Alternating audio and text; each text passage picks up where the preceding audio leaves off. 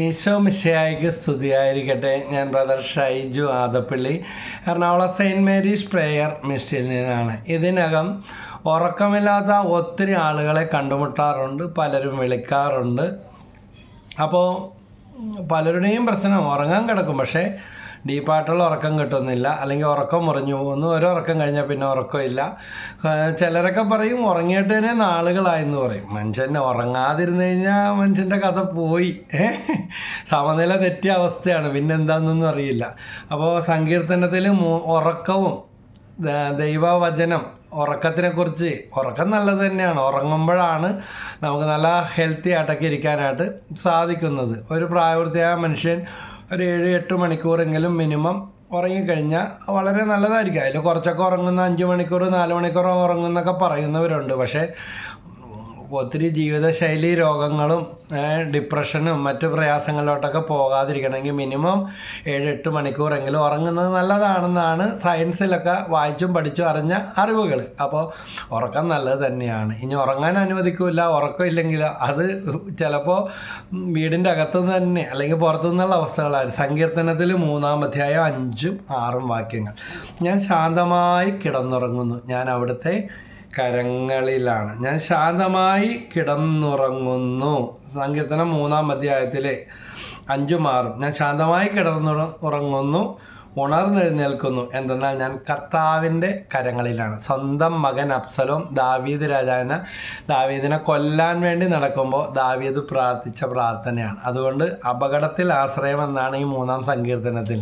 അതുകൊണ്ട് കൂടുതൽ അപകടാവസ്ഥയിലായിരിക്കുന്നവരുണ്ടെങ്കിൽ ഈ 3-ാം സങ്കീർത്തനം മുഴുവനോ അല്ലെങ്കിൽ സങ്കീർത്തനം 3, 5, 6 വാക്യങ്ങൾ വെച്ചോ പ്രാർത്ഥിക്കുക. ചിരി പലതരം ദോശകൾ എന്നൊക്കെ പറയുന്ന പോലെ ഉറക്കം പലതരമുണ്ട്. വേറെ ചിലർ ഉറക്കം മാത്രമേ ഉള്ളൂ. കഴിഞ്ഞ കുറേ വർഷങ്ങളായിട്ട് ഉറക്കം എന്നിട്ട് പറയും, ബ്രദറെ ഒന്ന് പ്രാർത്ഥിച്ച് നോക്ക്. അല്ല, ചില കഥകളിങ്ങനെ ഓർമ്മ വരും. ഒന്ന് പ്രാർത്ഥിച്ച് നോക്ക്. ഞങ്ങളെക്കാൾ താഴെ കിടന്നവർ, ഞങ്ങളുടെ പറമ്പിൽ പണിയെടുത്തവർ, അവനും അവൻ്റെ മക്കളും അവരൊക്കെ ഇപ്പോൾ വലിയ വീടൊക്കെ വെച്ച് പറമ്പൊക്കെ മേടിച്ച് വണ്ടിയൊക്കെ മേടിച്ച് നമ്മുടെ മുമ്പിൽ കൂടി പോണ കാണുമ്പോൾ ചങ്കലച്ച് പോകും. അവരൊക്കെ നല്ല നിലയിലാണ്. കാര്യം എന്താ? ഇത് ഇവിടെ ഉണ്ട്. എനിക്ക് മനസ്സിലായിട്ടുള്ള കേസുകളാണ്. സുഭാഷ് ചന്ദ്രൻ്റെ പുസ്തകം 6-ാമത്തെ അധ്യായത്തിൽ 9 മുതൽ 11 വരെയുള്ള വാക്യങ്ങളിൽ പറയുന്നുണ്ട്. സുഭാഷ് 6, 9 മുതൽ 11 വരെയുള്ള വാക്യങ്ങൾ. മടിയാ, നീ എത്ര നാൾ നിശ്ചേഷ്ടനായിട്ട് ഇരിക്കും? അവർ തരുന്നതും ഇവർ തരുന്നതും, അവർ തരാത്തതും ഇവർ തരാത്തതും, കാരണവന്മാരെ ഉണ്ടാക്കി വെച്ചതും, ഭാര്യ ഗൾഫിൽ പോയതും അല്ലെങ്കിൽ ഭർത്താവ് ഗൾഫിൽ പോയതും, വല്ലപ്പോഴുമൊക്കെ വിസ കിട്ടും, അതിൽ കൂടുതൽ കടവും വരും, വീണ്ടും നാട്ടിൽ വരും, വീണ്ടും കടം മേടിക്കും, വീണ്ടും പോകും. രണ്ടുപേരും കൂടെ ജോലി എടുത്തിട്ട് ഓരോരുത്തർക്ക് ജീവിക്കാൻ വേണ്ടി വയ്യ. പണ്ടത്തെ പോലെ 5, 10, 15 പിള്ളേരൊന്നുമില്ല. പക്ഷെ ഒരെണ്ണത്തിനെ വളർത്താൻ വേണ്ടിയുള്ള ചിലവ് അതിനപ്പുറമാണ്. അപ്പോൾ എല്ലാവരും വിചാരിച്ചു കൊച്ചുങ്ങളൊക്കെ അധികം ഉണ്ടാകുമ്പോൾ ചിലവ് വളരെ കൂടുതലാണ്. അപ്പോൾ തമ്പുരാനും വിചാരിച്ച് എന്നാൽ പിന്നെ 1-2 ഉള്ളൂ. പക്ഷെ ആ ഒരെണ്ണത്തിനെയും 2 നല്ലോണം വളർത്തണമെന്നല്ലേ ഇവർ വിചാരിക്കുന്നത്. അതുകൊണ്ട് 15 10 5 വളർത്തുന്ന ചിലവ് കൊണ്ട് അതങ്ങോട്ട് എത്തിക്കണില്ല. ദൈവത്തേക്കാൾ ബുദ്ധിയാണെന്നാണ് പലരുടെയും വിചാരം. അപ്പം മടിയാ, നീ എത്ര നാൾ നിശ്ചേഷ്ടനായിട്ട് ഇരിക്കൂ എന്ന് പറഞ്ഞാൽ ഒരു പ്രവൃത്തിയും ചെയ്യാതെ ഇരിക്കൂ. നീ എപ്പോഴാണ് ഉറക്കത്തിൽ നിന്ന് ഉണരുക? എപ്പോഴും ഉറക്കമാണ്. ഉറക്കം ഒരു മന്ദത, ഉണർവില്ല. ബ്രദറെ, ഈ കാലത്ത് എന്ത് ചെയ്തിട്ടും വലിയ കാര്യമൊന്നുമില്ല. ലവന്മാരൊക്കെ കള്ളപ്പണമാണെന്നേ. എങ്ങനെ ഇവനൊക്കെ ഉണ്ടാക്കണത്? പോണ പോക്കണ്ടില്ല, എവിടെയെങ്കിലും പോയി കയറി. ഇതിൽ ഏതെങ്കിലും ഭാഷയൊക്കെ പറയും.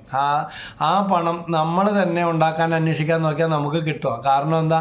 നമ്മൾ ഈ പ്രാവിനെ തല്ലി പറപ്പിച്ചുകൊണ്ടിരിക്കണേ. മറ്റുള്ളവർ മുഴുവൻ ഉണ്ടാക്കുന്നത് തട്ടിച്ചും വെട്ടിച്ചും കള്ളത്തരം ചെയ്തും കള്ളപ്പണം ചെയ്തും അങ്ങനെ ഉണ്ടാവുകയുള്ളൂ, മുഴുക്കുള്ളൂ എന്നാണ് ഇവരുടെ വിചാരം. അതുകൊണ്ട് ഈ മനസ്സിലുള്ള ഈ ദുഷിച്ച ചിന്താഗതിയൊക്കെ കളയുക. അപ്പം തന്നെ ഉറക്കം ശരിയാകും. നീ എപ്പോഴാണ് ഉറക്കത്തിൽ നിന്ന് ഉണരുക? കുറച്ചുകൂടി ഉറങ്ങാം, തെല്ലുനേരം കൂടി മയങ്ങാം. ഓരോ ദിവസവും നീട്ടി വെക്കും, പോസ്റ്റ് പോൺ ചെയ്യും, നാളെ ആകട്ടെ പിന്നെ ആകട്ടെ. കൈയും കെട്ടിയിരുന്ന് അല്പം കൂടെ വിശ്രമിക്കാം. കൈയും കൂടി കെട്ടിയിരുന്നാലുള്ള അവസ്ഥ എന്താ? വല്ലൊരു സ്പൂണിലെടുത്ത് സ്പൂൺ ഫീഡിങ് ഒഴിച്ചു കൊടുത്തോ കോരിക്കൊടുത്തോ വാരിക്കൊടുത്തോ ആണെങ്കിൽ അതും കൂടി നല്ലത്. അതാണ് മടിയുടെ പാരമ്യത്തിലേക്ക് പോകുന്ന അവസ്ഥ. ഫലമോ ദാരിദ്ര്യം, വഴിപോക്കനെ പോലെയും ദുർഭിക്ഷം കൊള്ളക്കാരനെ പോലെയും നിൻ്റെ മുൻപിലെത്തും. കൊള്ളക്കാരൻ മുമ്പിൽ വന്നാലുള്ള അവസ്ഥ പറഞ്ഞ് വ്യാഖ്യാനിച്ച് തരണ്ടല്ല. ദുർഭിക്ഷം കൊള്ളക്കാരനെ പോലെയും ദാരിദ്ര്യം വഴിപോക്കനെ പോലെയും വഴിപോക്കനെ പോലെ വരും, അപരിചിതനെ പോലെ വരും.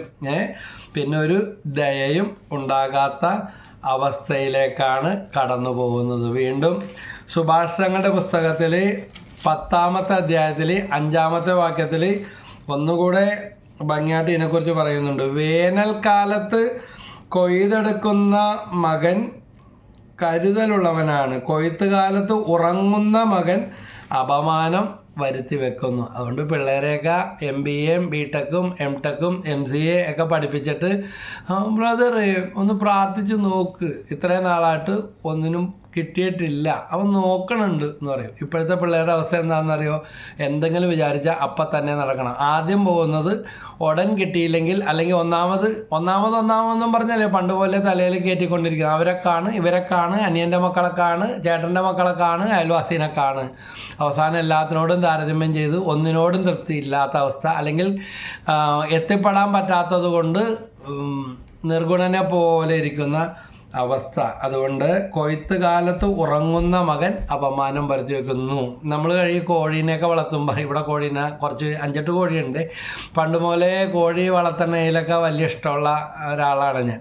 അപ്പോൾ കണ്ടിട്ടുണ്ട് ഈ തള്ളക്കോഴി കുഞ്ഞുങ്ങളായിട്ട് കൊത്തി ഓടിക്കുന്നതാണ്. അപ്പം ഞങ്ങൾ വടിയെടുത്തുകൊണ്ട് തള്ളക്കോഴീനെ ഓടിച്ചിടുമ്പോൾ അമ്മ പറയൊന്നും ചെയ്യണ്ട, അവനൊക്കെ തന്നെത്താനെ കൊത്തിപ്പറക്കി തിന്നേണ്ട സമയമായി. അത് അതിനുവേണ്ടി തള്ള ചിക്കിയിടുന്നത് തിന്നുന്ന ഒരു കാലഘട്ടം ഉണ്ടായി. പക്ഷേ ഇപ്പോഴും തള്ളയും തന്തയും തിന്നണേ നോക്കിയിരിക്കാനല്ല, അവർ സ്വയം ഇര തേടേണ്ട, ചകഞ്ഞ് അല്ലെങ്കിൽ തേടി കണ്ടുപിടിക്കേണ്ട സമയമായി. അല്ലാതെ തള്ളക്കോഴിയും അതിനെ കൊത്തിപ്പറപ്പിക്കുകയല്ല, അവരുടെ വഴി കണ്ടെത്താൻ വേണ്ടിയാണെന്ന് പറയും. അതുകൊണ്ട് ഇപ്പോഴും അപ്പനും അമ്മയും അടവച്ചുകൊണ്ടിരിക്കേണ്ട കാര്യമില്ല. മക്കൾ ഇച്ചിരി കഷ്ടപ്പെടട്ടെ, നെറ്റിയൊക്കെ ഒന്ന് വേർക്കട്ടെ. ഇപ്പോൾ എവിടെ പോയാലും മൊബൈൽ ഫോണും പിടിച്ചുകൊണ്ട് ബസ്സിൽ കയറിയ, ഫ്ലൈറ്റിൽ കയറിയ, എവിടെ എത്തി, താമസം എവിടെയാണ്, നല്ല കാര്യം, അതൊക്കെ അന്വേഷിച്ചു. ഇങ്ങനെ റബ്ബർ സ്റ്റാമ്പ് പോലെ അല്ലെങ്കിൽ ബ്രോയിലർ കോഴിയുടെ പോലെ ഒന്ന് അനങ്ങാൻ വേണ്ടി വയ്യ. അവസാനം സ്വയം കാര്യങ്ങൾ ഉപയോഗിക്കേണ്ടി വരുമ്പോൾ പിള്ളേരെ ആത്മഹത്യ ഇത് മാത്രമേ കേൾക്കാനുള്ളൂ. ഒന്നുകിൽ കൊല്ലുക അല്ലെങ്കിൽ ചാകുക. ഇങ്ങനത്തെ അവസ്ഥയിലോട്ടാണ് പോയിക്കൊണ്ടിരിക്കുന്നത്. അതാർക്കും ആശാസ്യമല്ല. Praise the Lord, hallelujah. അപ്പോൾ ദൈവത്തിൻ്റെ വചനം ഉണർന്ന് പ്രശോഭിക്കാനായിട്ട് എല്ലാവരും തിരക്ക് പിടിച്ച ഓട്ടത്തിലാണ്. കാലം ഒത്തിരി മാറി. എല്ലാവർക്കും അവരവരുടെ കാര്യങ്ങൾക്ക് തന്നെ സമയം തികയാത്ത ഒരു അവസ്ഥയാണെന്നാണ് പറയുന്നത്. സമയമില്ല, എല്ലാവർക്കും തിരക്ക് വ്യഗ്രതയാണ്. അപ്പോൾ വെറുതെയും കൂടി ഇരുന്ന് കഴിഞ്ഞാലോ, കാരണന്മാരുണ്ടാക്കി വെച്ചത് എത്ര നാൾ തിന്നും? അതിനൊക്കെ ഒരു പരിധിയില്ലേ? വീണ്ടും നമ്മൾ സുഭാഷിതങ്ങളുടെ പുസ്തകത്തിൽ 19-ാമത്തെ അധ്യായത്തിൽ 15-ാമത്തെ വാക്യത്തിൽ പറയുന്നുണ്ട്. സുഭാഷിതം 19:15 വാക്യം. അവിടെ പറയുന്നത് എന്താ? അലസത ഒരുവനെ ഗാഠനിദ്രയിൽ ആഴ്ത്തുന്നു, മടിയന് പട്ടിണി കിടക്കേണ്ടി വരും. ഒന്ന് ചിന്തിച്ച് നോക്കിയേ, സ്കിപ്പ് ചെയ്ത് പോകല്ലേ, ഇത് മുഴുവനായിട്ട് കേൾക്ക്. അങ്ങനത്തെ ദുരാത്മാവിൻ്റെ ബന്ധനങ്ങൾ, മടിയുടെ, അലസതയുടെ ബന്ധനങ്ങൾ ഉണ്ടെങ്കിൽ നമ്മളിൽ നിന്നും ഭവനത്തിൽ നിന്നും പോട്ടെ. ഈ വചനമൊക്കെ വീട്ടിൽ പറഞ്ഞ് പ്രാർത്ഥിക്കുക. Price the Lord, hallelujah. ഏതൊക്കെയാ? സുഭാഷിതം 10:5, സുഭാഷിതം 19:15, അതുപോലെ സുഭാഷിതം 24:33-34, സുഭാഷിതം 6:9 മുതൽ 11 വരെ. ഈ വചനങ്ങളൊക്കെ പറഞ്ഞ് ദിവസം പ്രാർത്ഥിക്കുക. കുറേ ദിവസം അടുപ്പിച്ച് എഴുതി വെച്ചും പറഞ്ഞും പ്രാർത്ഥിച്ചോ. മടിയുടെ ദുരാത്മാവ് വിത്ത് ഗുണം 10 ഗുണം എന്ന് പറയും. മാതാപിതാക്കളുടെ ഒന്നിനോടും തൃപ്തിയില്ലാത്ത, അല്ലെങ്കിൽ അധ്വാനത്തോട് മടി തോന്നിയ, കിട്ടിയ ജോലിയിൽ തൃപ്തിയില്ലാത്ത, എല്ലാവർക്കും വലുത് ഏറ്റവും നമ്പർ 1 എല്ലാം കിട്ടേണ്ടത്. എന്നോടൊരു മനുഷ്യൻ ഗൾഫിൽ നിന്ന് ഒരാൾ പരിചയപ്പെടുത്തിയതനുസരിച്ച് ഫോണിലൂടെ വിളിച്ച് ഒന്നിടവിട്ട ദിവസം വിളിക്കുമായിരുന്നു. ഭാര്യ ഭർത്താവും ഭയങ്കര വഴക്ക്. അയാൾക്ക് നല്ല ജോലി ഉണ്ടായിരുന്നു, പക്ഷേ വേറെ ജോലി കിട്ടുമെന്നും പറഞ്ഞ് ആ ജോലി കളഞ്ഞ്, പക്ഷേ വേറെ കിട്ടിയുമില്ല, പഴയ നല്ല ജോലി പോയി. എപ്പോഴും പൊട്ടിത്തെറിയും, ദേഷ്യവും, മനുഷ്യ ഇതെന്താവുമെന്ന് ഒരു പിടിയും കിട്ടണില്ല. അങ്ങനെ അവരുടെ ഒരു കുടുംബ സുഹൃത്ത് പറഞ്ഞതനുസരിച്ച് നമ്പർ കൊടുത്ത് വിളിച്ചു. ആരോ എന്തോ ചെയ്തു വെച്ചതാണോ, കൂടോത്രമാണോ മന്ത്രോടെന്നും പറഞ്ഞൊക്കെയാണ് വിളിച്ചത്. പക്ഷേ ഇതാണ് ഒരു അപകർഷതാബോധം അതുപോലെ ഇപ്പോൾ എല്ലാം നഷ്ടപ്പെട്ടപ്പോഴുള്ള കുറ്റബോധവും എല്ലാം വീണ്ടും വിചാരമില്ലാതെ ചെയ്തു. അപ്പോൾ ഈ മനുഷ്യന് വേണ്ടി പ്രാർത്ഥിച്ചു, വചനമൊക്കെ പറഞ്ഞു കൊടുത്തു, ഫോണിലൂടെ കൗൺസിലിംഗ് ഒക്കെ എടുത്തു, പറഞ്ഞു കൊടുത്ത വചനമൊക്കെ പ്രാർത്ഥിച്ചു. ചെറുതാണ് കിട്ടുന്നെങ്കിലും കിട്ടുന്നതിൽ ഉടൻ കയറിക്കോന്ന് പറഞ്ഞ്. അപ്പോൾ ഇത്രയും നാൾ ചെറുതൊന്നും വന്നിട്ടൊന്നും കണ്ണിൽ മുഴുത്തില്ല, പിടിച്ചില്ല. കാരണം വലുതിൽ നിന്നും വലുതിലോട്ട് പോകാനല്ലേ താല്പര്യം. എല്ലാവരും ചോദിക്കുമ്പോൾ അല്ലെങ്കിൽ അന്വേഷിക്കുമ്പോൾ എന്തു പറയും? ഈ ദുരഭിമാനമൊക്കെ കളയണം. അധ്വാനിക്കുന്നത് ഒരിക്കലും ചെറുതായാലും വലുതായാലും ഒരു നാണക്കേടും ഇല്ല.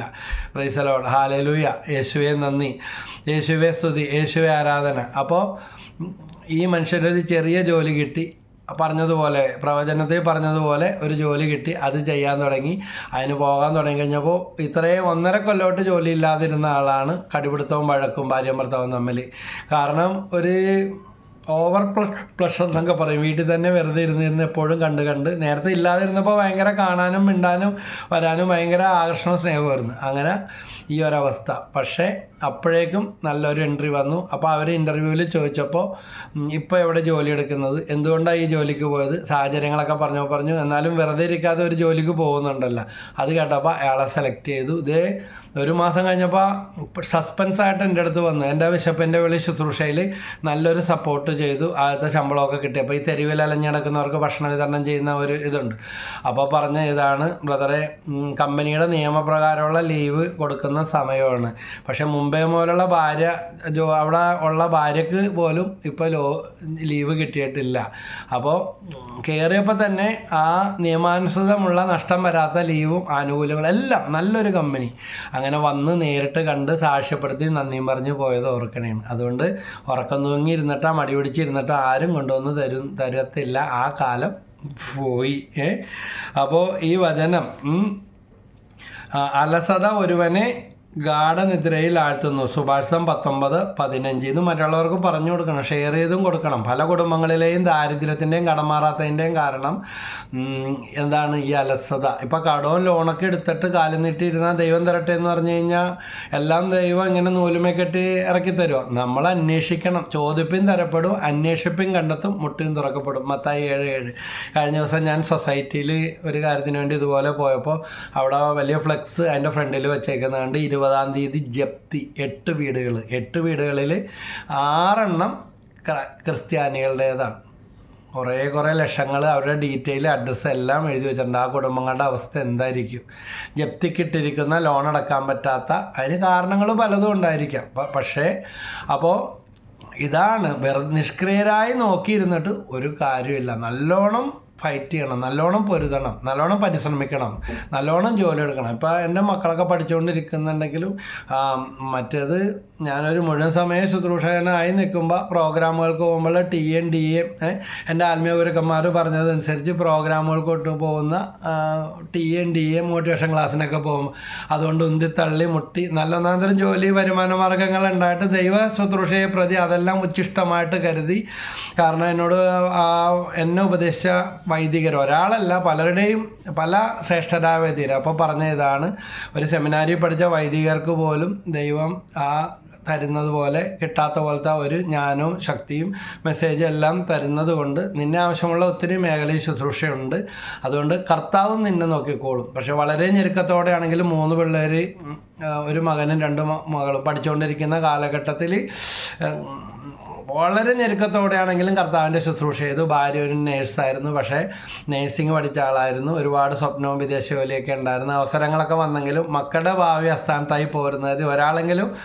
ഒരാൾ ഓട്ടത്തിലാണ്, എല്ലും നുറുങ്ങി ഓടി കഷ്ടപ്പെട്ടു. പക്ഷേ അവളും തന്നാൽ പറ്റുന്ന രീതിയിൽ ഭക്ഷണമൊക്കെ ഉണ്ടാക്കി ചെറിയ കാറ്ററിങ്, ഹോട്ടൽ വന്നപ്പോൾ ഹോട്ടലെടുത്തു. അതുപോലെ വെറുതെ ഇരുന്നില്ല, ട്യൂഷനൊക്കെ എടുത്ത് ട്യൂഷൻ ഒരാളിൽ തുടങ്ങി, 2 തുടങ്ങി, അവസാനം 40 പിള്ളേർ വരെ കഴിഞ്ഞ് 7 വർഷമായിട്ട് ട്യൂഷൻ എടുത്തു. നേഴ്സിങ്ങിന് പോയാൽ കൂടുതൽ കിട്ടുന്ന, അതായത് മക്കൾക്കിടെയൊക്കെ നല്ല ചിലവുള്ള, അവർക്ക് പഠനവും കോഴ്സും ഡിഗ്രിയും ഒക്കെ വരുന്ന സമയത്ത് ചിലവിങ്ങനെ കൂടി വരും, കുറഞ്ഞു വരില്ല. അവർ തന്നില്ല ഇവർ തന്നില്ല, അവർ തന്നെ ഇവർ തന്നോ എന്ന് വിചാരിച്ചിരിക്കുകയല്ല. കുറച്ചൊക്കെ ആരെങ്കിലുമൊക്കെ തട്ടിമുട്ടിയൊക്കെ സപ്പോർട്ട് ചെയ്യുന്നിരിക്കും. എല്ലാവർക്കും അത് ഉണ്ടാവണമെന്നില്ല. അപ്പോൾ പക്ഷേ നമ്മുടെ വഴികൾ നമ്മൾ തന്നെ കണ്ടെത്തണം. അങ്ങനെ ഒക്കെ ഒരുപാട് ബുദ്ധിമുട്ടിയാണ് ഇവിടം വരെ എത്തിയത്. Price the Lord, hallelujah. അതിനിടയ്ക്ക് എന്തെങ്കിലും കാറ്ററിങ് ഭക്ഷണമായിട്ട് ബന്ധപ്പെട്ട ഓർഡറുകൾ വരുമ്പോൾ ഒരു മുട്ട വറക്കാൻ പോലും അറിയാൻ പാടില്ലായിരുന്ന കൊച്ചാണ് എൻ്റെ ജീവിതങ്ങളിൽ. പക്ഷേ ദൈവം കൃപ തന്നു, പരിശുദ്ധാത്മാവിടെ കൃപ തന്നപ്പോൾ പിടിവിട്ടുപോയി. ഇപ്പോൾ ജാസ് അച്ചായൻസ് കിച്ചൻ, ജാസ് അച്ചായൻസ് കിച്ചൻ 1500-ലധികം വീഡിയോകൾ ഫുഡുമായിട്ട് ബന്ധപ്പെട്ട് എൻ്റർടൈൻമെൻറ്റ്സ്, ഹോബീസ്, ഞങ്ങളുടെ യാത്രകൾ, ഭക്ഷണം ഉണ്ടാക്കുന്ന വീഡിയോകൾ, എന്തെല്ലാം ചേർക്കണം, പാചക ഇതുമായിട്ട് ബന്ധപ്പെട്ട വീഡിയോകളെല്ലാം പോസ്റ്റ് ചെയ്തിട്ടുണ്ട്. അത് ആളുടെ തന്നെയാണ്, ഞങ്ങളുടെ ആരുടെ ജീവിത പങ്കാളിയുടെ. അപ്പോൾ പരിശുദ്ധാത്മാവ് വന്നു കഴിയുമ്പോൾ ലെവല് മാറും.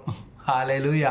യേശുവേ നന്ദി, യേശുവേ സ്തുതി. ഒരു 150 ബിരിയാണിയൊക്കെ 150-200 ബിരിയാണിയൊക്കെ ഉണ്ടാക്കണമെങ്കിൽ ഒരു 1.5 മണിക്കൂറിനുള്ളിൽ ഒന്ന് അടുപ്പിച്ച് കൊടുക്കണമെന്നുള്ളൂ. പടപടാന്നും പറഞ്ഞ് എപ്പോൾ ആകണമെന്ന് ചോദിച്ചാൽ മതി. അത്രക്ക് ഫാസ്റ്റായിട്ട് കാര്യങ്ങൾ ചെയ്യും, നല്ല ടേസ്റ്റി ആയിട്ട് ഉണ്ടാക്കും. ഹല്ലേലൂയ.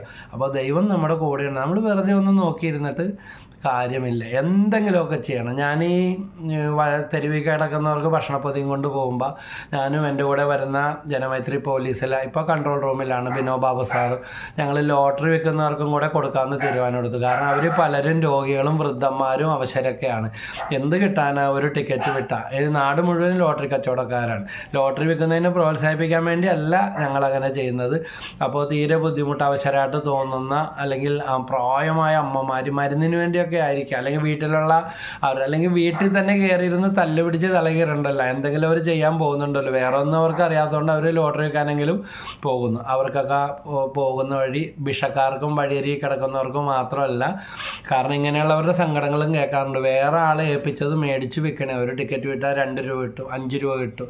ടിക്കറ്റ് ഇനി ഇരുന്ന് പോയി കഴിഞ്ഞാൽ ഏജൻസി കൊണ്ട് തിരിച്ചേൽപ്പിക്കണം ദിവസത്തിന് മുമ്പ്. ഇരുന്ന് പോയാൽ അതുമായി. അപ്പോൾ ഒരു ചേച്ചി പറഞ്ഞത് എടുക്കാൻ വേണ്ടി നടക്കാൻ കാലിനൊക്കെ പ്രശ്നം, അതുകൊണ്ട് വേറെ ആൾ വിൽക്കാൻ കൊണ്ടുവരുന്ന ടിക്കറ്റ് മേടിച്ച് വെക്കുമ്പോൾ ഒരു ടിക്കറ്റിന് 2 രൂപ, അങ്ങനെ എന്താണ്ടൊരു കണക്ക് പറഞ്ഞു. എന്ത് കിട്ടാനാ?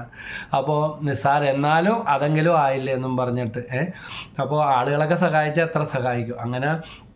അങ്ങനെയുള്ളവർക്കും പൊതിച്ചോറുകൾ വിതരണം ചെയ്യുമ്പോൾ കൊടുക്കാറുണ്ട്. ഇവർക്കൊക്കെ എന്തിനാണ് കൊടുക്കണേന്ന് ചോദിക്കും. അതിനു പിന്നിൽ ഈ തെരുവിൽ കിടക്കുന്ന ഭിക്ഷ എടുത്ത് ജീവിക്കുന്നവരെക്കാൾ അല്ലെങ്കിൽ അലഞ്ഞിരിഞ്ഞവരെക്കാൾ വലിയ കഥകൾ ഇവരുടെയൊക്കെ ജീവിതത്തിലുണ്ട്. അപ്പോൾ ബാബു സാറ് പറയണ കാര്യം ഇതാ, അവർ ഈ ജോലിയെങ്കിലും ചെയ്യണില്ല. ചില പാപ്പന്മാരൊക്കെ സെക്യൂരിറ്റി ഇരുന്ന് ഉറങ്ങിപ്പോണ കാണാം, നല്ല പ്രായമായത്, ചിലപ്പോൾ ഷുഗറാ തൈറോയിഡാ പ്രഷറൊക്കെ ഉണ്ട്, എന്നാൽ അവർ ജോലിക്ക് പോകണുണ്ടല്ല, മരുന്നിന് വേണ്ടി ആയിരിക്കും. അല്ലെങ്കിൽ വീട്ടിൽ കയറി ഇരുന്ന് മക്കൾക്കൊരു ഭാരമാകാതെ എങ്ങനെയെങ്കിലുമൊക്കെ പോകണുണ്ടല്ലോ. ഓട്ടോറിക്ഷ ഓടിച്ച് നടക്കുന്ന നല്ല പ്രായമുള്ള, ഞാൻ കഴിഞ്ഞ ദിവസം എൻ്റെ ഭാര്യനോട് പറഞ്ഞതാ, ഈ ഓട്ടോറിക്ഷ ഓടിക്കുന്നവർക്ക് ഒരു റിട്ടയർമെൻറ്റും ഇല്ല. വേറെ ജോലിക്കാരൊക്കെ എന്തെങ്കിലും ഇതുണ്ട്, വളഞ്ഞ് കൂനിയ നല്ല പ്രായമായിട്ടും ഓട്ടോറിക്ഷ ഓടിച്ചുകൊണ്ട് പോകുന്നവരെയൊക്കെ കാണുന്നുണ്ട്. കഴിഞ്ഞ ദിവസം ഇതുപോലെ കണ്ട് നല്ല പ്രായമുണ്ട്.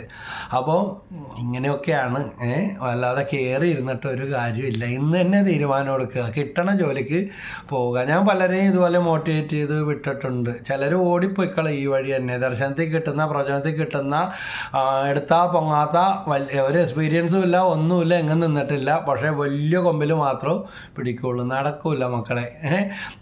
ഇന്ത്യ ലോക ജനസംഖ്യയിൽ 1ാം സ്ഥാനത്ത് എത്തി നിൽക്കണേ. ഇവിടുത്തെ ഏറ്റവും വലിയ അസറ്റ് എന്ന് പറഞ്ഞാൽ സമ്പാദ്യം എന്ന് പറഞ്ഞാൽ യുവജനങ്ങളാണ്.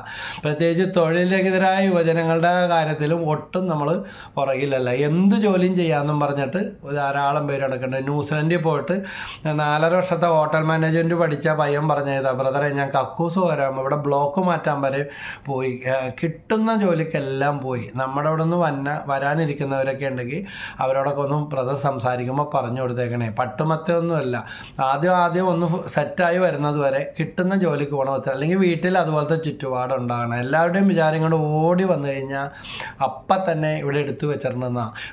അവിടെ നല്ല കാലാവസ്ഥയെങ്കിലും ഉണ്ട്. ഇവിടെയൊക്കെ എല്ല് പൊട്ടുന്ന ഈ രാജ്യങ്ങളിലൊക്കെ തണുപ്പൊക്കെ എന്ന് പറഞ്ഞാൽ അസ്ഥി പൊട്ടുന്ന പോലെ. ഇറ്റലിയിൽ പോയ സഹോദരി പറഞ്ഞ 6-7 ഉടുപ്പാണ് അട്ടിയായിട്ട് ഇടുന്നത്. ഇതെല്ലാം കൂടി ഇട്ടിട്ട് ഉള്ളിൽ ചൊറിച്ചിലും പുറത്താണെങ്കിൽ കൊടും തണുപ്പും. ഒന്ന് യാത്ര ചെയ്യാൻ പറ്റുമോ? നമുക്കിതുപോലെ ശീലമുണ്ട്, അവിടെയുള്ളവർക്ക് ഇതൊക്കെ ശീലം. എന്നിട്ടും പോയി ജോലി എടുത്താൽ പൊങ്ങാത്ത. ഇന്നലെ ഒരു സഹോദരി പറഞ്ഞ ഇതാണ്, 90 വയസ്സ് 95 വയസ്സ് 100 വയസ്സ് ഒന്നും അവിടെയല്ല. ഇറ്റലിയിലും അതുപോലെയുള്ള UK പോയിട്ട് നമ്മൾ വിചാരിക്കുന്ന പട്ടുമത്തയിലൊന്നുമല്ല. ഒരു സഹോദരി പറഞ്ഞതാ, ബ്രദർ ഒന്ന് തറപ്പിച്ച് പറഞ്ഞാൽ പോയിട്ടാകെ 3-4 മാസമായിട്ടുള്ളൂ. ഓടി പോരാൻ വേണ്ടി ഒന്നും നഷ്ടം എന്തെങ്കിലും വരട്ടെ, നാട്ടിൽ വന്ന് ഉപ്പുങ്കഞ്ഞാലും വേണ്ടല്ല, അങ്ങനെ ഇരിക്കുന്നവരുണ്ട്, ഇട്ടിട്ട് പോകുന്നവരുണ്ട്. വേറെ സഹോദരി പ്രാർത്ഥിക്കാൻ വിളിച്ചു പറഞ്ഞ ഇതാണ്, നോക്കാൻ നിൽക്കുന്ന സീനിയർ കെയർ ആ വല്യമ്മ ഒറ്റ ചവിട്ട് കൊടുത്തിട്ട് നാവിക്കിട്ടായിപ്പോയി. സംശയരോഗിയ വല്യമ്മയാണ്, നാവിക്ക് നല്ല ആരോഗ്യം, എന്നിട്ട് ബ്ലീഡിങ് ആയിട്ട് ആശുപത്രി കിടക്കണേ ബ്രദറെ പ്രാർത്ഥിക്കണേ. മലയാളി സഹോദരങ്ങളുടെ ഇതുപോലെയുള്ള ദുഃഖകരമായ പല കഥകളും പലരും വിളിക്കാറുണ്ട്. നിങ്ങളൊന്നും അറിയാത്ത, നിങ്ങൾ പറയുമ്പോൾ അമ്മ വിദേശത്ത് അപ്പം വിദേശത്ത്, അല്ലെങ്കിൽ അവർക്ക് എന്താ എല്ലാം സുഖമല്ലേ, അവർ ഉപ്പും കഞ്ഞിയും കുടിച്ചിട്ടോ അല്ലെങ്കിൽ അവർ വളരെ കഷ്ടതകൾ സഹിച്ചിട്ടോ അവർക്ക് സുഖമാണ്. ഒരു സഹോദരൻ പറഞ്ഞത് ആത്മഹത്യ ചെയ്യാൻ വേണ്ടി ഇരിക്കുമ്പോഴാണ് ഷൈജു ബ്രദറിൻ്റെ വീഡിയോ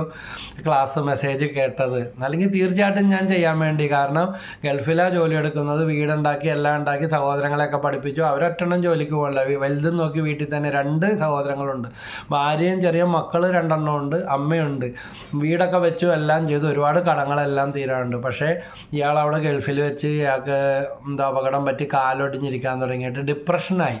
അപ്പോൾ കാശുണ്ടായിരുന്നപ്പോഴും കാശ് അയക്കാൻ വേണ്ടി ഇവരെല്ലാം വിളിക്കും. പക്ഷേ ഇയാൾക്ക് ഇതൊക്കെ പറ്റിയിട്ട് ചേട്ടാ എങ്ങനെ കുറവുണ്ടോ, അനിയന്മാരും ഇല്ല, ഇപ്പോഴും അവരുടെ ചെലവിന് കൊടുക്കുന്ന കടം മേടിച്ചാൽ ഇയാളാണ്. ഭാര്യ പോലും ചോദിക്കുന്നില്ല കുറവുണ്ടാ, എങ്ങനെയുണ്ട്, വേദന ഉണ്ടാന്നും പറഞ്ഞാൽ കറക്റ്റ് സമയത്ത് പൈസ അയച്ച് പൈസേനെ സ്നേഹിച്ചുകൊണ്ടിരിക്കുന്ന അവസ്ഥ. ബ്രദറെ, ഇന്ന് ബ്രദറിൻ്റെ അന്നത്തെ ആ വീഡിയോ കേട്ടപ്പോൾ അതെനിക്കുള്ളതായിട്ട് തോന്നിയോ, അതുകൊണ്ടാണ് ഒന്ന് വിളിച്ചത് കേട്ടോ. എടുത്തതിന് ഒത്തിരി നന്ദി. ഇന്ന് ചിലപ്പോഴൊക്കെ പെട്ടെന്ന് എടുക്കാൻ പറ്റും, ചിലപ്പോൾ വൈകിട്ട് ഒരു 7 മണിയൊക്കെ കഴിയുമ്പോൾ ഒരു 9-9:30 ചിലതൊക്കെ അറ്റൻഡ് ചെയ്യാൻ പറ്റും. അല്ലെങ്കിൽ ഒന്ന് വാട്സാപ്പിലൊക്കെ മെസ്സേജോ വോയിസൊക്കെ ഇട്ടേച്ചാൽ മതി, അപ്പോൾ കാണാൻ പറ്റുമെന്ന് പറയാം, സംസാരിക്കാൻ പറ്റുമെന്ന് പറയാം. അങ്ങനെ സംസാരിക്കാൻ താല്പര്യം ഉണ്ടെങ്കിൽ കേട്ടോ. പ്രൈസ് ദി ലോർഡ്, ഹല്ലേലൂയ, യേശുവേ നന്ദി. അപ്പോൾ അലസത ഒരുവനെ ഗാഢനിദ്രയിലാഴ്ത്തുന്നു, മടിയന് പട്ടിണി കിടക്കേണ്ടി വരും, കൽപ്പന പാലിക്കുന്നവൻ ജീവൻ സംരക്ഷിക്കുന്നു. അപ്പോൾ ഈ വചനം സുഭാഷിതം 19:16. ഹല്ലേലൂയ. വീണ്ടും സുഭാഷിതങ്ങളുടെ പുസ്തകം 24-ാം അധ്യായം 33-ഉം 34-ഉം വാക്യങ്ങൾ. ഉറക്കത്തെക്കുറിച്ച് തന്നെയാണ്. 33-ഉം 34-ഉം വാക്യങ്ങൾ. കുറച്ചുകൂടി ഉറങ്ങാം, തെല്ല് നേരം കൂടി മയങ്ങാം, കൈയും കെട്ടിയിരുന്ന് അല്പം കൂടെ വിശ്രമിക്കാം. കുറച്ചുകൂടെ ഉറങ്ങാം, തെല്ല് നേരം കൂടി മയങ്ങാം, കൈയും കെട്ടിയിരുന്ന് അല്പം കൂടെ വിശ്രമിക്കാം. ഭാര്യ വീട്ടുകാർ തന്നില്ല, സ്വന്തം വീട്ടുകാർ തന്നില്ല, അനിയന്മാരെയും ചേട്ടന്മാരെയൊക്കെ നോക്കിയിട്ടുണ്ട്, പഠിപ്പിച്ചിട്ടുണ്ട്, കൊടുത്തിട്ടുണ്ട്. നല്ല കാര്യം, അതൊക്കെ നമ്മുടെ കടമയല്ലേ. ജീവിതത്തിൽ എന്തെല്ലാം നമ്മൾ ചെയ്യണം, ഇനി ചെയ്യാതിരിക്കണം. ഇപ്പോൾ അവർ തന്നില്ല ഇവർ തന്നില്ലെന്നും പറഞ്ഞിരുന്നിട്ട് വല്ല കാര്യമുണ്ട്? അധ്വാനിച്ച് നെറ്റിയിലെ വിയർപ്പ് കൊണ്ട് അപ്പം ഭക്ഷിക്കാനാണ് ദൈവത്തിൻ്റെ വചനം പറയുന്നത്. ഓരോരുത്തരും ഭക്ഷിക്കട്ടെ. Efesos 4:28 പറയുന്നുണ്ട് ജോലിക്ക് വേണ്ടി അന്വേഷിക്കുന്നവർക്ക്. അതുപോലെ നിയമാവർത്തനം 15:10 ഉറക്കമൊക്കെ നിർത്തി ഈ വചനം വെച്ചേക്കാം. നിയമാവർത്തനം 15:10, Efesos 4:28 മോഷ്ടാവ് ഇനിമേൽ മോഷ്ടിക്കാതിരിക്കട്ടെ എന്നാണ്. അപ്പോൾ അവരെന്ത് ചെയ്യണം? ജോലി ചെയ്ത് ജീവിക്കാനാണ്, വേഗം ഒരു ജോലി കണ്ടുപിടിക്കാനാണ് പറയുന്നത്. അപ്പോൾ മറ്റുള്ളവരുടെ വക മാത്രം ഇങ്ങനെ പറ്റിക്കൊണ്ടിരിക്കുക എന്ന് പറഞ്ഞാൽ അതും ഒരു കണക്കിന് പറഞ്ഞാൽ അതും പ്രതീക്ഷിച്ചിരിക്കുന്നത് ഒരു മോഷണമാണ്, കള്ളത്തരമാണ്. Praise the Lord. എത്ര നാളെന്ന് വെച്ചാൽ അവർ ചിലപ്പോൾ ഉപേക്ഷിക്കാൻ പറ്റാത്തത് കൊണ്ടാണ്, നിവൃത്തിയില്ലാത്തത് കൊണ്ടാണ് അവരിങ്ങനെ പുഷ് ചെയ്ത് എന്തെങ്കിലുമൊക്കെ തൊട്ട് തെറിപ്പിച്ചൊക്കെ പോകുന്നുണ്ട്. അതിനൊരു പരിധിയില്ലേ, എപ്പോഴാണ് അതൊക്കെ നിൽക്കുന്നതെന്ന് അറിയില്ല. Price the Lord, hallelujah. ഫലമോ ദാരിദ്ര്യം കവർച്ചക്കാരനെ പോലെയും ദുർഭിക്ഷം ആയുധപാണിയെപ്പോലെയും നിന്നെ സമീപിക്കും. നേരത്തെ പറഞ്ഞ പോലെ തന്നെ നടക്കാനിറങ്ങും, കാവൽ നിൽക്കും. ആര്? ദുർഭിക്ഷം ആയുധപാണിയെപ്പോലെയും നിന്നെ സമീപിക്കും. ഹല്ലേലൂയ. അതുകൊണ്ട് കുറച്ചുകൂടി ഉറങ്ങാം, തെല്ല നേരം കൂടി മയങ്ങാം, കൈയും കെട്ടിയിരുന്ന് അല്പം കൂടി വിശ്രമിക്കാം. ക്ഷീണം മാറണില്ല, ജോയിൻറ്റ്സ് പെയിൻ, നീർക്കെട്ട്, വേർപ്പിൻ്റെ അസുഖം എന്നൊക്കെ പറയും. ഓടി നടന്ന് ജോലി എടുക്കുക വെച്ചേ എത്ര നാളെന്ന് വെച്ചാൽ കയറിയിരിക്കുന്നത്. അതുകൊണ്ട് പണിയെടുത്തിട്ട് മരിച്ച എൻ്റെ അപ്പൻ്റെ ഒരു സുഹൃത്ത് പണ്ട് പറഞ്ഞ, ജോലി കിട്ടാതെ ഇങ്ങനെ അന്വേഷിച്ച് നടക്കുമ്പോൾ, എടോ മാപ്പിളെ, ഒരു ജോലി കിട്ടിയിട്ടും ചെയ്തിട്ടും മരിച്ചാൽ അതൊരു വീരചരമോന്ന്. എന്നിട്ട് പിന്നെ കൂട്ടുകാരന്മാരൊക്കെ കൂടി വീരചരമോന്നും പറഞ്ഞ് അയാളെ ഇത് പറഞ്ഞ് കളിയാക്കുമായിരുന്നു. പുള്ളി അതൊക്കെ മാറി ജോലിക്കൊക്കെ പോകുമായിരുന്നു. ജോലി അന്വേഷിച്ച് നടപ്പോൾ എങ്ങും കിട്ടണില്ല. അപ്പോൾ ജോലി ഇല്ലാത്തതിൻ്റെ സങ്കടം വന്നപ്പോൾ ഇത്ര അന്വേഷിച്ചിട്ടും കിട്ടണില്ല. അപ്പോൾ വന്നിരുന്ന് കൂട്ടുകാരന്മാരോട് കമൻറ്റ് പറയുകയാണ്, ജോലി ചെയ്തിട്ടും മരിച്ചാൽ അത് വീരചരമമാണ്, മരിച്ചാലും കുഴപ്പമില്ലെന്ന് പറഞ്ഞ്. എൻ്റെ അപ്പം മരിച്ചിട്ട് ഇപ്പോൾ 10-21 കൊല്ലമായി. പക്ഷേ ആ കൂട്ടുകാരൻ ഇപ്പോഴും ജീവിച്ചിരിപ്പുണ്ട്. 10-75 വയസ്സ് ആയി കാണും. ഹല്ലേലൂയ. അത് തന്നെ 75 വയസ്സായി കാണും, ഇപ്പോഴും ഇരിപ്പുണ്ട്. Price the Lord. വീരചരമം എന്ന് പറഞ്ഞ് കൂട്ടുകാരന്മാർ കളിയാക്കിയത് അതാണ്. ജോലിയുടെ മഹാത്മ്യം ഇതാണ്. ജോലി ചെയ്ത് ജീവിക്കണം. ഹല്ലേലൂയ. മാർപ്പാപ്പ വരെയും ജോലി ചെയ്യുന്നുണ്ട്. ആ വത്തിക്കാൻ എന്ന് പറഞ്ഞ ആ കൊച്ച്, ആ സിറ്റിയുടെ, ആ രാജ്യത്തിൻ്റെ, ലോകത്തെ ഏറ്റവും ചെറിയൊരു രാജ്യം കൂടിയാണ്, അതിൻ്റെ ഭരണാധികാരിയും കൂടിയാണ്, കത്തോലിക്ക സഭയുടെ പരമാധ്യക്ഷനാണ്. അപ്പോൾ അതുകൊണ്ട് മാർപ്പാപ്പ വരെയും റെസ്റ്റ് ഇല്ലാതെയാണ് കാര്യങ്ങൾ ചെയ്തുകൊണ്ടിരിക്കുന്നത്. ജോലിയുണ്ട്, എല്ലാവരും ജോലി എടുക്കണം. ഒരു കൊച്ചു തേനീച്ചനെ കണ്ടിട്ടില്ലേ? എയറോ ഡൈനാമിക് ലോ അനുസരിച്ചിട്ട് ഈ അത് മനസ്സിലാക്കുന്നെങ്കിൽ തേനീച്ചക്ക് തേനും കൊണ്ട് പറന്ന് ഇതുപോലെ നടക്കാൻ പറ്റത്തില്ല, പറക്കൽ സിദ്ധാന്തം അനുസരിച്ച്. അതാണ് അതിൻ്റെ ശരീരഘടനയും തൂവലിൻ്റെ കാര്യങ്ങളവസ്ഥ, ബോഡി അനുസരിച്ച്. പക്ഷേ പ്രകൃതി നിയമങ്ങളെ അതിജീവിക്കുന്ന രീതിയിൽ, മറികടന്നുള്ള രീതിയിലാണ് ഈ കൊച്ചു ജീവി. ഈ തേനീച്ച ഇല്ലെങ്കിൽ എന്താ, ഈ ലോകം തന്നെ നശിക്കും. അതിന് സയൻസ് പഠിച്ചറിയാൻ പറ്റും. Praise the Lord. പരാഗണം ഇല്ലാതാകും, പൂമ്പൊടി ഷെയർ ചെയ്യുന്ന ഇല്ലാതാകും, ഒത്തിരി ഈ പ്രപഞ്ചം അതോടുകൂടി ഇല്ല. അപ്പോൾ ഒരു കൊച്ചു ജീവിയാണെങ്കിലും അതിൻ്റെ കർമ്മം അത്രയാണ്. അതുകൊണ്ട് നമുക്കൊരു ഹ്രസ്വ ജീവിതമാണ്. നമ്മൾ മറ്റുള്ളവർക്ക് ഭാരമായി തീരാതെ ഒരു ചെറിയ ജോലിയെങ്കിൽ ചെറിയ ജോലി, വലുതെങ്കിൽ വലുത്. എന്തൊരു സന്തോഷമായിരിക്കും എന്ന് പറയുമ്പോൾ ജോലി എടുത്തിട്ട് ജീവിക്കുമ്പോൾ. ഹല്ലേലൂയ. ഞാനൊക്കെ എത്രയോ വർഷം നൈറ്റ് ഷിഫ്റ്റിലൊക്കെ ജോലി, ചെയ്യാത്ത ജോലികളൊന്നുമില്ല. സുവിശേഷ ശുശ്രൂഷ ചെയ്യുന്നതോടൊപ്പം തന്നെ മറ്റ് ജോലികളിൽ, പല പല സ്ഥാപനങ്ങളിൽ ഒരു ഭാഗ്യം കൊണ്ട് ഒന്നുകിൽ നമ്മളെടുത്ത സ്ഥാപനം പൂട്ടിപ്പോവും, അല്ലെങ്കിൽ നമ്മളെ ആളെ ചുരുക്കണം എന്നും പറഞ്ഞ് ആളുകളെ വിടുന്ന ജൂനിയർ ആയതുകൊണ്ട് ആ ലിസ്റ്റിൽ വരും. എന്തെങ്കിലുമൊക്കെ സംഭവിക്കും, അപകടങ്ങൾ സംഭവിച്ചിട്ടുണ്ട്. ഇങ്ങനെയെല്ലാം ഇപ്പം ചെയ്യുന്ന ഈ ജോലി, ഇതും ഒരു ജോലി തന്നെയാണ്. ലക്ഷക്കണക്കിന് ഒരുപാട് പുസ്തകങ്ങൾ വായിക്കാനും പ്രാർത്ഥിക്കാനും ഒക്കെ ഒരു കാലം മുതൽ മേടിച്ച്, എന്തോരം രൂപയുടെ പുസ്തകങ്ങൾ, പല അറിവ്. ഞാൻ ഒരു വലിയ ആളാണെന്നല്ല പറയുന്നത്, അതൊന്നും ഇല്ലെങ്കിൽ ഒരു നിലവാരമില്ലാത്ത രീതിയിൽ, ചിലപ്പോൾ നിങ്ങൾ വിചാരിക്കുന്ന നിലവാരം ഇതിനുണ്ടാകത്തില്ല. Praise the Lord. ഹല്ലേലൂയ. വായിച്ച വചനോത്സവം, വായിച്ച ശാലോമും, വായിച്ച ജീവജ്വാല ഒരു കാലത്ത് അതൊക്കെ കൈ കിട്ടിയാൽ വിടത്തില്ല. അപ്പോൾ അതുകൊണ്ട് ഏത് ജോലിക്കായാലും ഒരു റെഫറൻസ് വേണം, ഒരു അധ്വാനം വേണം, ഒരു കഷ്ടപ്പാടുണ്ട്, ഉറക്കമൊഴിയേണ്ടി വരും. 2 വർഷം ഞാൻ കാക്കനാട് ഒരു കമ്പനിയിൽ ജോലിയുണ്ട്, 2 വർഷം ഞാൻ കലൂര് ഒരു കമ്പനിയിൽ, ഷിഫ്റ്റാണ് 8-4, 4-12, 12-8. പിന്നെ വണ്ടി ഓടിയേക്കണേന് കയ്യും കണക്കുമില്ല. ഇനി കേരളത്തിലെ അറ്റം മുതൽ ഈ അറ്റം വരെ ഇന്ന ജോലിയൊന്നുമില്ല, കിട്ടണ എല്ലാ ജോലിയും ചെയ്യും. Price the Lord. ഹല്ലേലൂയ. വീട്ടിലെ തെങ്ങയിൽ ഇപ്പം തെങ്ങൊന്നും ഇല്ല കേട്ടോ. 2 തെങ്ങുണ്ടായിരുന്നു 5 സെൻറ്റ് സ്ഥലത്തിൻ്റെ അകത്ത്. ഒരു തെങ്ങിൽ 75 തേങ്ങ വരെയും കിട്ടുമായിരുന്നു. അത് തന്നെ ഒരു ദൈവാനുഗ്രഹമല്ലേ. പക്ഷേ ഒരു ക്രിസ്ത്യാനി എന്ന നിലയിൽ എന്നെ റിജക്റ്റ് ചെയ്തിട്ട്, ഒറ്റപ്പെടുത്തിയിട്ട്, തെങ്ങ് കയറാൻ വിളിച്ചാൽ പോലും വരരുതെന്ന് വിലക്കി വെച്ചിരുന്നു. അവിടെ നിന്ന് ഓടിച്ച് കളയാൻ വേണ്ടി കുറേ പണികൾ നടന്നു. അപ്പോൾ എല്ലാവരും അങ്ങനെയാണെന്നല്ല, നല്ല മനുഷ്യർ ഒത്തിരി ഉണ്ട്. പക്ഷേ ഞാൻ എൻ്റെ തെങ്ങിൽ ഞാൻ തന്നെ തളപ്പിട്ട് കയറുമായിരുന്നു. നല്ല പൊക്കമുള്ള, വീടിനേക്കാൾ താഴെ നോക്കിയാൽ പേടിയാകും. അപ്പോൾ തളപ്പ് ഇങ്ങനെ പിടിക്കുകയും ചെയ്യും, കാലയിലും ഇടും. ചെയ്യാത്ത പണിയൊന്നുമില്ല. ഏത് പണിയും എടുക്കുന്നതിൽ അഭിമാനക്കുറവില്ല. ഞാനൊരു സ്ഥാപനത്തിൽ 5 വർഷം ജോലി എടുത്തു, എറണാകുളത്ത് വേറൊരു സ്ഥാപനത്തിൽ. അപ്പോൾ അവിടെ കോർപ്പറേഷൻകാരാണ് ഒരു സൈഡ് ഇതായിട്ട് വന്ന് ഈ ബാത്റൂം 6 ബാത്റൂമുണ്ട്, 6-7 ബാത്റൂമുണ്ട്, വന്ന് ക്ലീൻ ചെയ്തുകൊണ്ടിരുന്നു. ഇവർ എന്തോ വരാതെയായി, പൈസ കൂടുതൽ ചോദിച്ചിട്ട്. അപ്പോൾ മാനേജ്മെൻറ്റ് അവരും തമ്മിൽ ഇങ്ങനെ കഴുകാതെ ഇട്ടാൽ പൈസ വരാതെ ആകുമ്പോഴത്തേക്കും പലതവണ പൈസ കൂട്ടി ചോദിച്ചിട്ട് കൊടുക്കുന്നില്ല. അപ്പോൾ ഞാനൊക്കെ ആ ഇടയ്ക്ക് ജോലിക്ക് കയറി. ഞാനൊക്കെ എന്ന് പറഞ്ഞാൽ ഞങ്ങൾ 2 പേരാണ് ആ ജോലിക്ക് എടുത്തത്. ഒരാൾ ഭാഗത്തിന് വന്നില്ല, അവന് വീട്ടിൽ വേറെ ചുറ്റുപാടുണ്ട്, പറഞ്ഞുവിടും എന്ന് എപ്പോഴും പറയും. അപ്പോൾ ബാത്റൂം ഞങ്ങളോട് കഴുകണമെന്ന് പറഞ്ഞ് അങ്ങനെ കുറേ വർഷം 5 വർഷം ഞാൻ ജോലി എടുക്കും. പക്ഷേ ആ കോർപ്പറേഷൻകാർക്ക് കൊടുത്ത പൈസ നമുക്ക് 6 ബാത്റൂം എല്ലാ ദിവസവും രാവിലെ 8 മണിക്ക് വന്ന് 8:30 വരെ ബാത്റൂം കഴുകണം. അതിനുശേഷം സാധാരണ ജോലിക്കാരെ ജോലിക്ക് കയറണം. പക്ഷേ അവർ പിന്നെ ജോലിയൊക്കെ സ്ഥിരമായി വന്നതാണ്. നമ്മളാ കല്യാണം കഴിഞ്ഞ് 1 മാസം കഴിഞ്ഞപ്പോൾ ടെർമിനേറ്റ് ചെയ്ത്. അതുകൊണ്ട് എന്ത് ജോലി എടുക്കുന്നതിലും ഒരഭിമാന കുറവുമില്ല. ഉള്ള സിഗരറ്റ് വലിച്ചതും വീടിയും യൂറിനും അല്ലേ, എല്ലാം കുടിക്കണവരും വലിക്കണവരും എല്ലാം ഉണ്ട്. നല്ല മുട്ടാളനാണെങ്കിൽ ജോലി എടുക്കുന്ന അവസ്ഥയിൽ.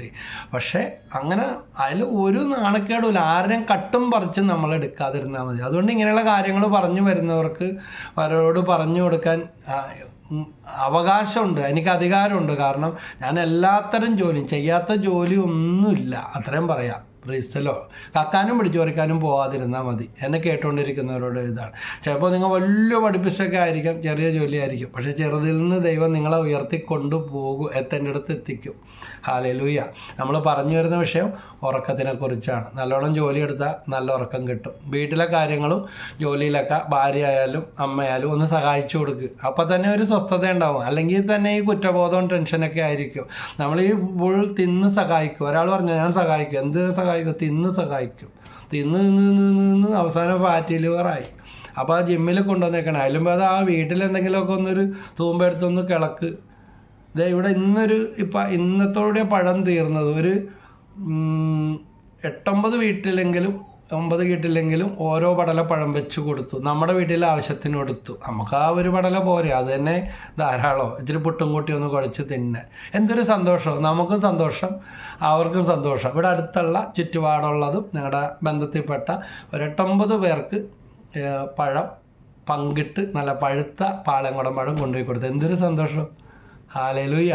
നമ്മൾ കഷ്ടപ്പെട്ട് കിളച്ച് പിടിച്ച് റെഡിയാക്കി സംരക്ഷിച്ച് ഒക്കെ വെച്ചത് കൊണ്ട് അങ്ങനെ പറ്റുന്നത്. അതുകൊണ്ട് പല കാര്യവും നമുക്ക് ചെയ്യാൻ പറ്റും. 2 മുളകാണെങ്കിൽ ഒരു മുളക് എന്തെങ്കിലും നട്ടാൽ നമ്മുടെ അടുക്കള ഉള്ള സ്ഥലം മതി. ഇവിടെ ഷീറ്റിൻ്റെ പുറത്ത് അവിടെ ചെടിച്ചട്ടി വെച്ചിട്ട് അവിടെ ആ മുകളിൽ ഇല്ലാത്ത ഗ്യാപ്പിൽ റോസാച്ചെടിയും ഇതൊക്കെ ഞങ്ങൾ അതിശയിച്ചു പോയി. മഴക്കാലം നിറയെ പൂക്കളുണ്ടായി നിൽക്കുന്നു. പ്രൈസലോ. നമുക്ക് അതൊക്കെ തന്നെ ഡോപ്പമിൻ, നല്ല സന്തോഷമല്ലേ, നല്ല എനർജറ്റിക് ആവും. അപ്പോൾ പറഞ്ഞു വരുന്നത് ഇതാണ്, ഉറക്കമില്ലാത്തവർ ഈ വചനങ്ങളൊക്കെ നല്ലോണം വായിക്കുക. ഉറക്കം മാത്രമായിട്ടിരുന്ന ദാരിദ്ര്യം മാറത്തില്ല. സൊസൈറ്റി ചെന്നപ്പോൾ കണ്ട ആ വിഷയം ഇതുവരെ ഒന്നിലും ഷെയർ ചെയ്തില്ല. അതിപ്പോൾ ഞാൻ കയറ്റിവിട്ട് 8 വീട് ജപ്തിക്ക് ഇട്ടിട്ടുണ്ട്. എന്നോടൊരാൾ സൊസൈറ്റിയിലെ ആൾ പറഞ്ഞു, 20-ാം തീയതി വാട്ടാ, വന്ന് വിളിക്കട്ടാ, നോക്കട്ടാ ജപ്തിയുടെ കാര്യം, വേണമെങ്കിൽ മേടിക്കുന്നും പറഞ്ഞിട്ട് പറയണം. നമുക്ക് എന്തിനാ ദൈവമേ മറ്റുള്ളവരുടെ കണ്ണുനീര് വീണ. അപ്പോൾ ആരോ പറഞ്ഞു കണ്ണുനീര് വീണല്ലോ, എടുത്താൽ അടക്കാഞ്ഞിട്ടല്ലേ, എടുത്താൽ കൊടുക്കണമെന്ന് അറിയാൻ പാടില്ലേ. പലപ്പോഴും ഉണ്ടാവുന്നത് ഇതാണ്. ചിലരിങ്ങനെ കടം മേടിക്കും, എല്ലാവരും അങ്ങനെയാണെന്നല്ല. പിന്നെ അടക്കണ കാര്യം ആലോചിക്കുന്നത് മുടങ്ങുമ്പോഴാണ്. പിന്നെ മുടങ്ങി കഴിയുമ്പോൾ ഇതൊക്കെ വരുമ്പോൾ എഴുത്തൊക്കെ വന്നു കഴിയുമ്പോൾ അല്ലെങ്കിൽ ആൾ വന്ന് പറയുമ്പോൾ എന്തെങ്കിലും കൊണ്ട് അന്വേഷിക്കും, പിന്നെ എന്തെങ്കിലും അന്വേഷിക്കും. അവസാനം ഒന്നും അടക്കാൻ പറ്റാത്ത അവസ്ഥ, ഉള്ളത് മൊത്തം നഷ്ടപ്പെടുന്ന അവസ്ഥ. ഒരു മര്യാദ വേണ്ടേ, ഒരു മയം വേണ്ടേ. അതുകൊണ്ട് ഒരുപാട് വെള്ളം വന്ന് മൂടി പോകുന്നതിന് മുമ്പ് ആ കോളടക്ക്, വള്ളത്തിൻ്റെ കോളടക്ക്.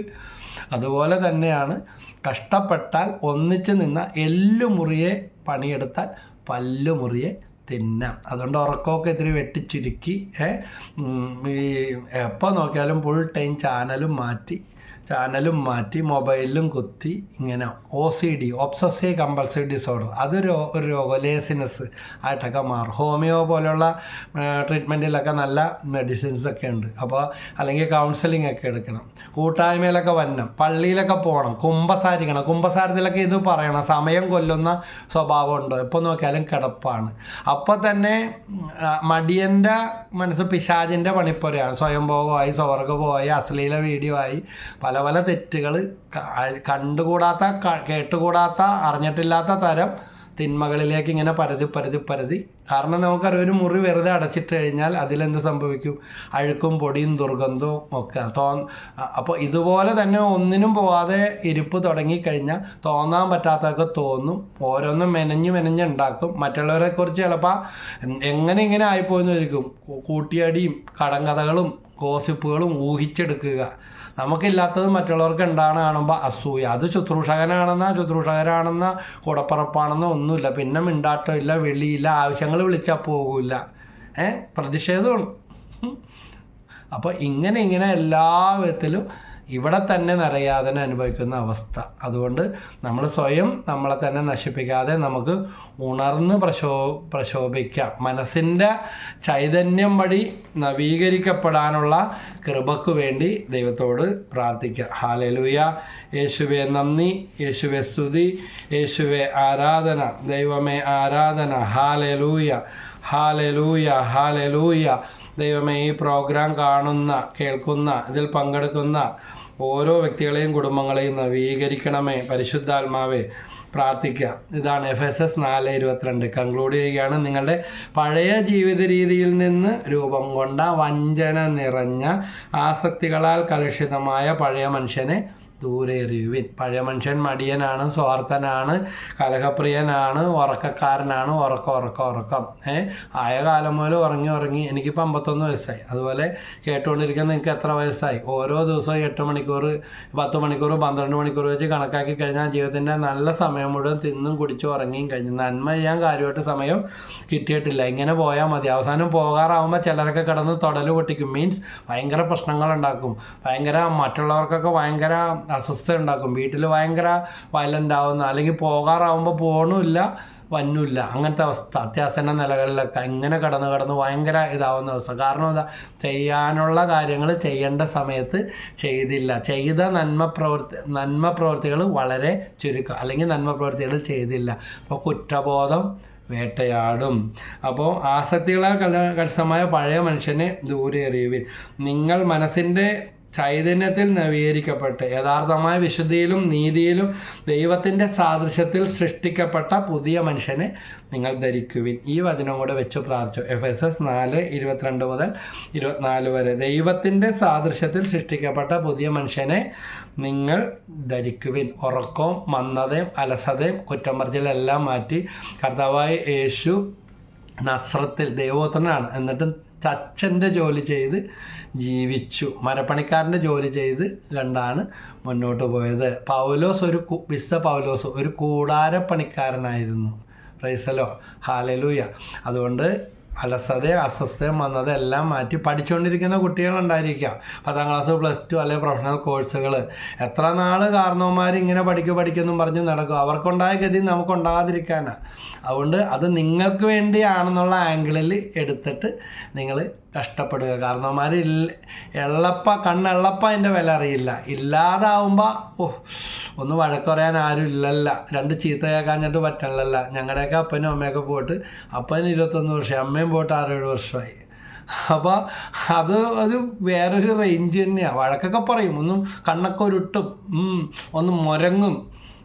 അപ്പോൾ പിന്നത്തേക്ക് വെച്ച കാര്യം അപ്പം തന്നെ ചെയ്യും. ഒരാളെങ്കിലും പേടിയുണ്ടല്ലോ എന്ന് പറയും. പ്രീസലോ, അവർക്ക് ചിരിയും വരും. അപ്പോൾ അതുപോലെ ഒരിക്കലും നിങ്ങൾ മാതാപിതാക്കളെക്കുറിച്ച് ദോഷമായിട്ട് വിചാരിക്കാതെ ചെയ്യാനുള്ളത്, പഠിക്കാനുള്ളത് എല്ലാം ഭംഗിയായിട്ട് ചെയ്ത് ഉത്തരവാദിത്തോടെ ജോലി ഇല്ലാതെ കയറിയിരിക്കുന്നവരും, ജോലിക്ക് പോകാതെ കുടുംബം നോക്കാതെ ഭാര്യനെ തള്ളിവിടുന്നവരും, ഒരു വീട്ടിലും 4 വീട്ടിലും 6 വീട്ടിലൊക്കെ വീട്ടുജോലിക്ക് ഇവിടെ ധാരാളം. അവരുടെയൊക്കെ കാല് തൊട്ട് വന്നിക്കാൻ തോന്നിയിട്ടുണ്ട്. അവരൊക്കെ കണ്ണുനീര് വീഴുമ്പോൾ അവരിരുന്ന് കരയുമ്പോൾ നമ്മുടെ കണ്ണ് നമ്മളറിയാതെ ബ്രദർ കരയണേണാന്നൊക്കെ ചോദിച്ചു. കാരണം എന്താ? കുടുംബത്തിലെ ജോലിയും ചെയ്യണം, അതിനും പുറമെ കുറേ വീടുകളിൽ അവർക്ക് പറ്റാത്ത ജോലിക്കാണ് വീട്ടുജോലിയൊക്കെ ആയിട്ട് പോകുമ്പോൾ ഭർത്താവുണ്ട് നല്ല തടിമാടൻ, ഒന്നുകിൽ പണിക്ക് പോയാൽ ഒന്നും കൊടുക്കത്തില്ല, അല്ലെങ്കിൽ പണിക്ക് പോകത്തില്ല. ഭാര്യയുടെ കാശിന് വേണ്ടി ഭീഷണിപ്പെടുത്തിക്കൊണ്ടിരിക്കുന്നവരും മേടിക്കുന്നവരും ഒക്കെ ഉണ്ട്. ഇതൊക്കെ കഷ്ടമല്ലേ? അപ്പോൾ നമ്മുടെ കുടുംബം രക്ഷപ്പെടണമെങ്കിൽ നമുക്ക് മാറ്റം ഉണ്ടാകണം. സഭയായാലും കേരളമായാലും ഇന്ത്യ ആയാലും ആര് രക്ഷപ്പെടണം? അക്കരപ്പച്ച തേടി പോയിട്ട് ഒരു കാര്യമില്ല. ഇവിടെ പണിയെടുക്കാത്തവൻ ഗൾഫിൽ പോയാൽ പണിയെടുക്കും. പക്ഷെ അങ്ങനെയാണ് പറയുന്നത്. അവിടെ പോയി എല്ലാ പണിയും ചെയ്യും. നാട്ടിൽ വന്ന വലിയ എൻ്റെ ഉപ്പുപ്പാക്കൊരു ആന ഉണ്ടായിരുന്നെന്നും പറഞ്ഞ് നടപ്പാ, ഫലമോ കാൽച്ചോട്ടിലെ മണ്ണ് വരെ ഒലിച്ചു പോകുന്ന അവസ്ഥ. അതുകൊണ്ട് എന്താ അന്തസ്സാ? ഇപ്പോൾ ഒരു ഓട്ടോറിക്ഷ ഓടിക്കാൻ വേണ്ടി പോകുന്ന ഒരു മനുഷ്യൻ എനിക്ക് എല്ലാ മാസവും ഒരു 500 രൂപ കൊണ്ടുവന്ന് വിശപ്പിൻ്റെ വിളി ഭക്ഷണ വിതരണത്തിന് വേണ്ടി തരാറുണ്ട്. പ്രൈസലോ, ഹാലലൂയ. അപ്പോൾ ഞാൻ മാസത്തിലൊരു 3-4 ഓട്ടം 200 രൂപ വെച്ച് ഒരു 800 രൂപ ഓട്ടക്കാശ് ഓട്ടം അദ്ദേഹത്തിന് കൊടുക്കുന്നുണ്ട്. പക്ഷേ അതിൽ 500 രൂപ അദ്ദേഹത്തിൻ്റെ ദശാംശമായിട്ട് ഭക്ഷണ വിതരണ ശുശ്രൂഷയ്ക്ക് വേണ്ടി തരും. അപ്പോൾ ഒരു 1000 രൂപ തൊട്ട് 1500 വരെ നല്ലോണം പണിയെടുത്താൽ മിനിമം 800-1000 രൂപ കിട്ടും, അല്ലെങ്കിൽ 1500 വരെ കിട്ടുന്ന ദിവസങ്ങളുണ്ട്. ബ്രദറെ, അല്ലാതെ പിന്നെ എന്താ, ലവന്മാരൊക്കെ കൊണ്ടുവന്ന് തരും, ആര് നോക്കുമെന്ന് ഓർത്തിട്ടാണെന്ന് പറഞ്ഞിട്ട് ഇപ്പോഴും പ്രായമായിട്ടും ജോലി എടുത്തുകൊണ്ടിരിക്കുന്ന മനുഷ്യരെ ഇതുപോലെ ഓട്ടോറിക്ഷയെങ്കിലും എടുത്ത്, അല്ലെങ്കിൽ ഒരു വാടക വണ്ടി. വേറൊരു മനുഷ്യന് 75 വയസ്സുണ്ട്, വാടക വണ്ടി ഓടിക്കൊണ്ടിരിക്കുന്നതാണ്. ഒരു പണിയും കിട്ടാഞ്ഞിട്ട് നേരത്തെ പോയ പണികളൊന്നുമില്ല. അപ്പോൾ ഗൾഫിലൊക്കെ ആയിരുന്നു. പക്ഷേ അപ്പോൾ എന്തെങ്കിലും ഒരു ജോലി എടുക്കുന്നതിൽ ഒരു അഭിമാനക്കേടും വിചാരിക്കേണ്ട. ആരും പറ്റിക്കുകയും വഞ്ചിക്കുകയും ചെയ്യാതെ നീതിയോടെ നമുക്ക് ജീവിക്കാം. ഈ നിങ്ങൾ പോസിറ്റീവായിട്ട് എടുക്കുക. മറ്റുള്ളവർക്കും നിങ്ങൾക്ക് പ്രയോജനപ്രദമെങ്കിൽ മറ്റുള്ളവർക്കും ഷെയർ ചെയ്ത് കൊടുക്കുക. അധ്വാനത്തിൻ്റെ മഹാത്മ്യം മനസ്സിലാക്കി ഉറക്കം ഒക്കെ കുറച്ച് മാറ്റിവെച്ച് ഉണർവോടെ നമുക്ക് ജാഗ്രതയോടെ പ്രാർത്ഥനയോടെ പ്രാർത്ഥിക്കാൻ വന്നിരിക്കുമ്പോഴും ഉറക്കം തൂങ്ങില്ല. അതൊക്കെ ഒരു ബന്ധനമാണ്. ദൈവത്തിന് ഒന്നാം സ്ഥാനം കൊടുത്ത മുഖ്യമന്ത്രി വന്നിരുന്നാൽ, അല്ലെങ്കിൽ സൂപ്പർ സ്റ്റാർ ഏതെങ്കിലും നമുക്ക് ഇഷ്ടപ്പെട്ട സിനിമ സ്റ്റാറുകൾ വന്നിരുന്നു, അപ്പോൾ പറഞ്ഞാൽ ഞാൻ സിനിമ കാണാറില്ല, ചിലരിങ്ങനെ ഓരോന്ന് പറഞ്ഞ് രക്ഷപ്പെടും. ആരെങ്കിലും ഉണ്ടാവില്ലേ നമുക്ക് ബഹുമാനമുള്ള, നമ്മൾ മാനിക്കുന്ന, അവർ വന്നിരുന്ന് അവിടെ മുമ്പിൽ നിന്ന് ഉറങ്ങും. ഒരു വിരുന്ന് നല്ലൊരു സദ്യ വിളമ്പി വെച്ച് അതിൻ്റെ മുമ്പിൽ ഇരുന്ന് കോട്ടവായിട്ട് ഉറങ്ങിക്കൊണ്ടിരിക്കും. എന്ത് താല്പര്യത്തോടെ വെച്ചടിച്ചുകൊണ്ടിരിക്കുന്നത്. അപ്പോൾ അതുപോലെ തന്നെ പ്രാർത്ഥനയ്ക്ക് ദൈവത്തിന് ഒന്നാം സ്ഥാനം കൊടുക്കുക. അപ്പോൾ എല്ലാ കാര്യവും ശരിയാവും. പരിശുദ്ധ അമ്മയുടെ വിമലഹൃദയം വഴി എല്ലാ പ്രാർത്ഥനകളും സമർപ്പിക്കുന്നു. നിത്യം പിതാവിൻ്റെയും പുത്രൻ്റെയും പരിശുദ്ധാത്മാവിൻ്റെയും നാമത്തിൽ ആമേൻ. ഈശോ മിശിഹായ്ക്ക് സ്തുതിയായിരിക്കട്ടെ.